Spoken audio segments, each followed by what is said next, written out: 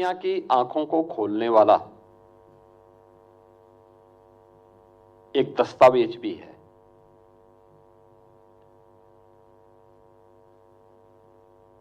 हम इस बात से पूरी मजबूती के साथ कह सकते हैं कि महाभारत जिस भारत के बारे में कहता है कि दुर्लभम भारतीय जन्म मानुषम तत्र दुर्लभम, यानी भारत में जन्म लेना दुर्लभ है और उसमें भी मनुष्य के रूप में जन्म लेना तो और भी दुर्लभ है। उसकी एक झलक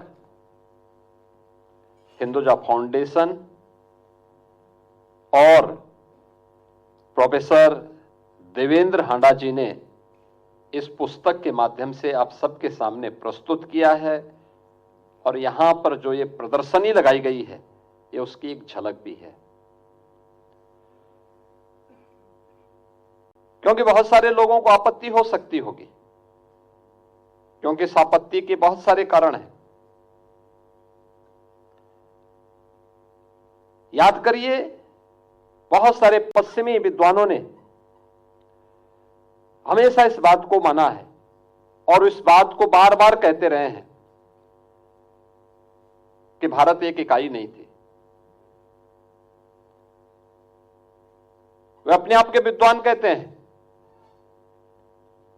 लेकिन उनके द्वारा लगातार ये साजिश और दुष्प्रचार किया जाता रहा।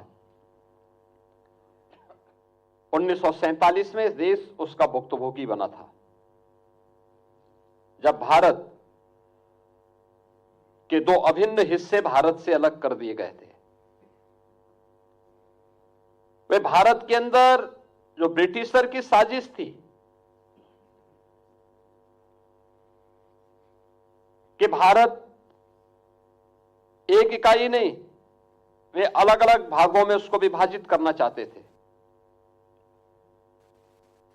उनकी मंशा थी अपने आप को दिखाने के लिए कि हम ही शासन कर सकते हैं, इनको शासन करना नहीं आता। और वे भारत को उस दिश से कमजोर करने के लिए उन्होंने उस समय जो साजिशें रची, लेकिन इस भारत ने उस समय भी उसका जोरदार प्रतिकार किया। याद करिए ना, भारत कब एक नहीं था। जब भारतीय मनीषा इस बात का उद्घोष करती है उत्तरम यत् समुद्रस्य हिमाद्रेस्यैव दक्षिणम वर्षम तद भारतम नाम भारती